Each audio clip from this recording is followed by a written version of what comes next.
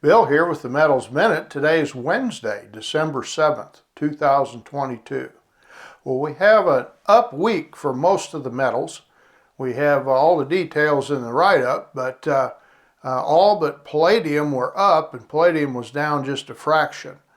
And silver takes the prize for the week, up a monster 7%.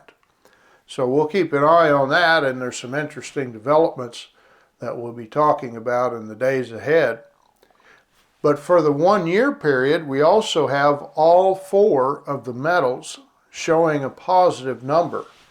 And the winner on the 1 year time from a year ago today is platinum, up over 8%. So the metals have truly been a bright spot without a lot of other bright spots out there. So we'll keep an eye on these things. One of the developments that's happening right now is there's talk of a renewal of the oil for gold scenario that connects Russian oil to worldwide gold. And the current rate, the West has sanctioned Russian oil at the rate of about $60 per barrel. They've tried to put a cap on that. And so that prices gold and oil at about the 1 gram per barrel rate.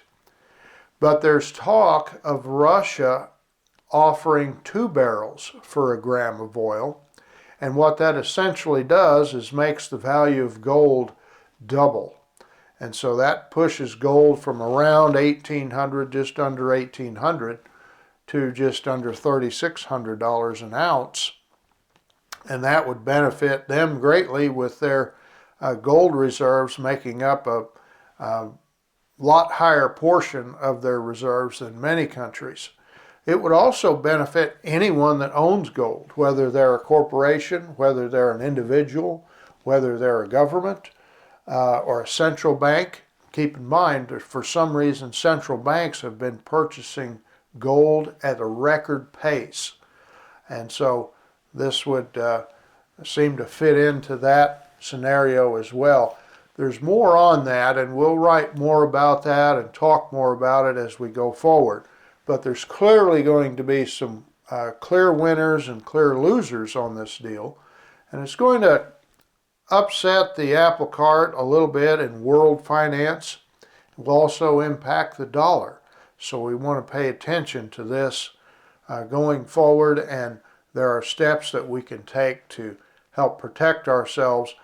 You know, we don't control the world leaders, but we can certainly take proactive steps to protect ourselves and protect our families no matter what these leaders do.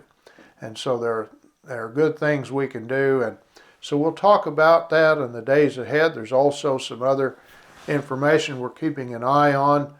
Some numbers coming out that indicate a recession is on the way, and also predictions about the stock market and different things that are connected to these numbers. And historically, we can look back and see what has happened so many months after the yield curves have inverted. We've been talking about that for a while.